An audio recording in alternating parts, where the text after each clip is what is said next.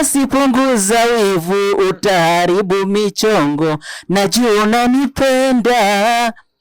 Uwivu tajantoa nyongo, meseji zisokusu nafungua, tabia mbaya tena tuwa milioni, nidhamu pungua, tabia mbaya punguza. Atisema tabia mbaya.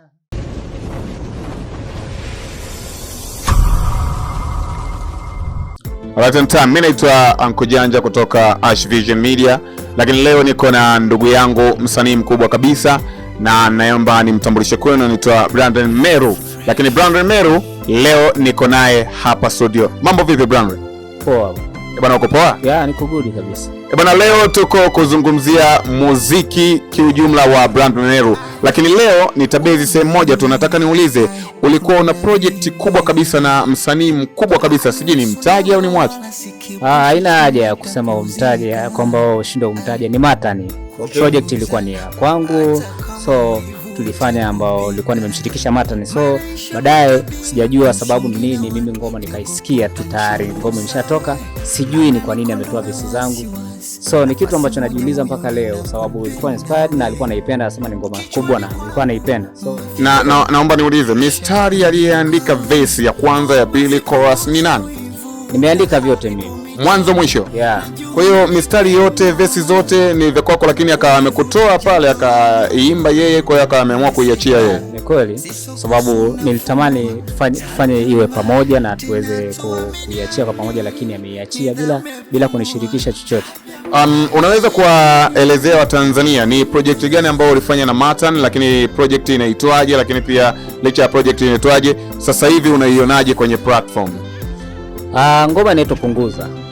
Yeah, so ninalaumu kwa sababu unajua mtu kufanya kazi yako ambayo hujaridhia kwamba ikatoka, anakuwa ameenda kinyume na taratibu za muziki. So nitalifanyia kazi tu bado, kwa sababu kuna serikali, kuna baraza, kuna BASATA. So vitu kama hivyo lazima viweko sawa, kwa sababu nyimbo nzima niliandika mimi mwenyewe na tulikuwa wote studio Fresh Sound. Ndio hivyo. Tanzania, hii ndio sababu ambayo inafanya sasa hivi ukielezea swala la Matan anatambulika kwa ukubwa sana.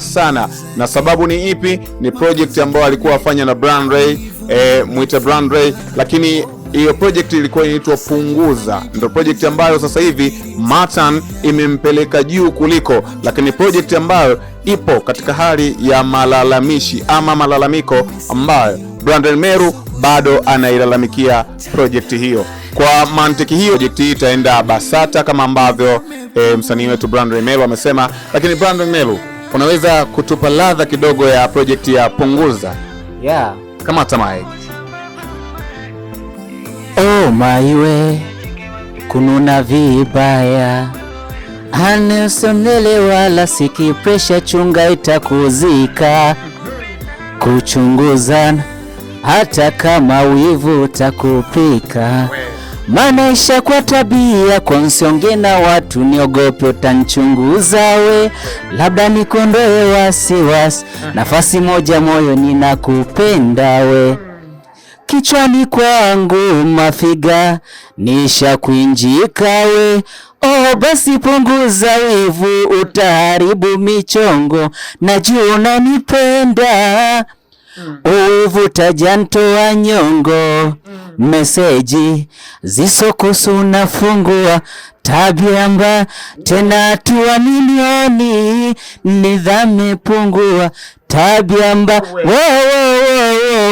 punguza. Atisema tabia mbaya. Punguza. Nasikia wewe tabia mbaya. Punguza, punguza, nakupenda, punguza tabia mbaya. Bwana mtazamaji, punguza tabia mbaya. Bwana, sasa niulize jambo moja la mwisho. Wewe na Matan kwa sasa mpoje? Sasa tukoje na kati mtu snitch, amesha snitch, alikuwa mshikaji wangu, alafu sasa hivi ngoma ameiachia bila ridhaa yangu. Sasa mtu wa hivi mwanangu unakuaje na tukoje naye? Yaani kivipi? Hata siwezi kuwa na rafiki wa design kama hivi.